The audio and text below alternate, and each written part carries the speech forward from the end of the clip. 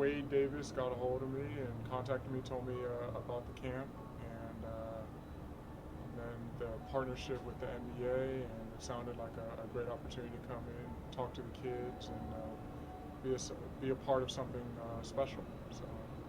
And my brother asked me if I would if I would take part in it, and I said yes. It was just that easy.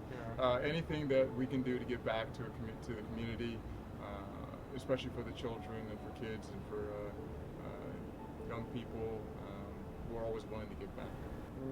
When Wade first approached me about the camp, I talked to a couple people at the NBA, and they really put their full weight of support behind it. All the credit. I mean, it starts with David Stern and Adam Silver, Kathy Behrens, Leah Wilcox. I mean, the list goes on and on of people who have really embraced this opportunity to. And the NBA, it goes global, and NBA cares. They provide so much, whether it be someone to run the clinic, to T-shirts, whatever equipment, but that support. And when I heard about the concept, I've never heard of anything like it, and so that's kind of cool to be a part of something at the beginning. And I hope camps like these will just continue.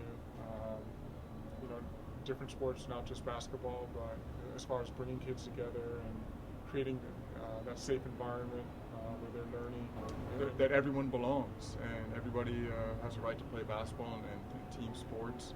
And for the gay, lesbian, and transgender community, it's important to know that they are wanted and appreciated with basketball. Some of the kids need a little more practice than others, but everybody had a great time. Everybody, there are a couple hard fouls out there, and but everybody got up with a smile on their face. And the biggest thing was the skill level was all over the place. It was all over the map. But at the end of the day, the most important thing is to have fun, especially with basketball and any sport.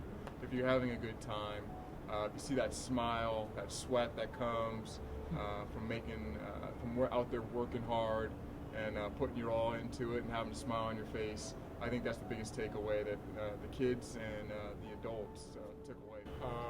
I remember when I was their age, and any interaction with an NBA player, because I always wanted to play in the NBA, and just interacting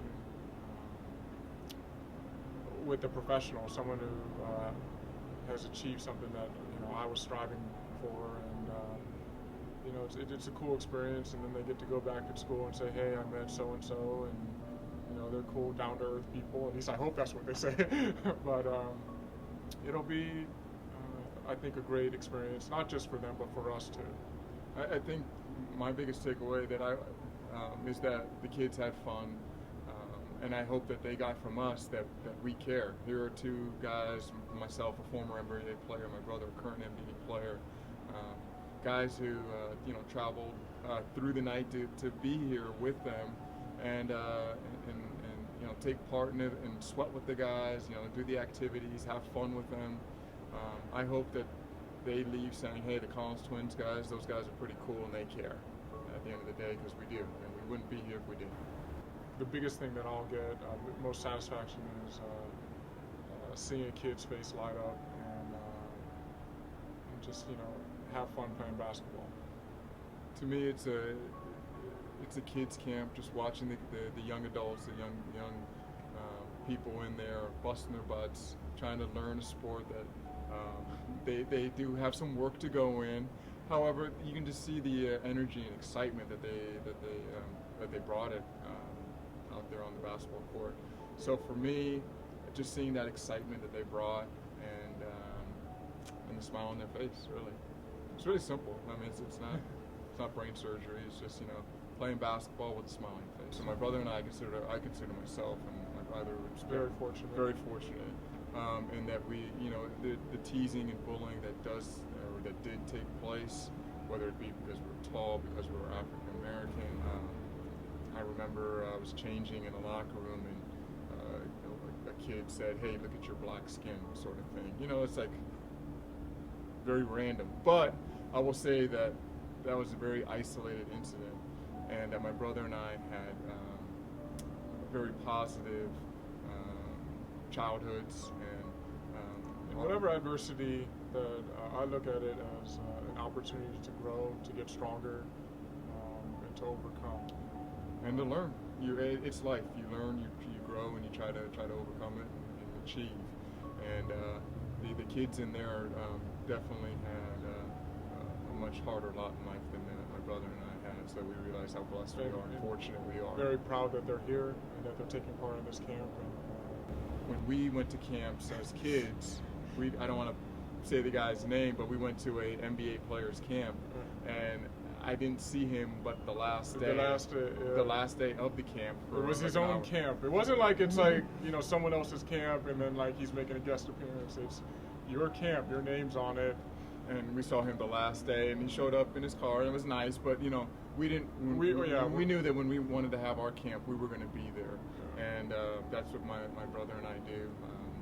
We're there with the kids. We're sweating with them. We're refereeing their games. You know, it's very interactive, and we try to teach them about sportsmanship and the fundamentals of the basketball, and try to teach them some of the tricks of the trade that we've learned throughout our years. Yeah, some of the kids at our camp aren't going to be the most athletic kids, so that's right in our alley. We can teach them some of the holds, some of the flops, all the good stuff. We're supporting our community. We're supporting our fans. We're supporting people who need it, and we're proud to be a part of it. And help changing culture at the same time. Being supportive of gay and lesbian causes, and changing some of the behavior that has taken place in sports culture, and really trying to change things for the better.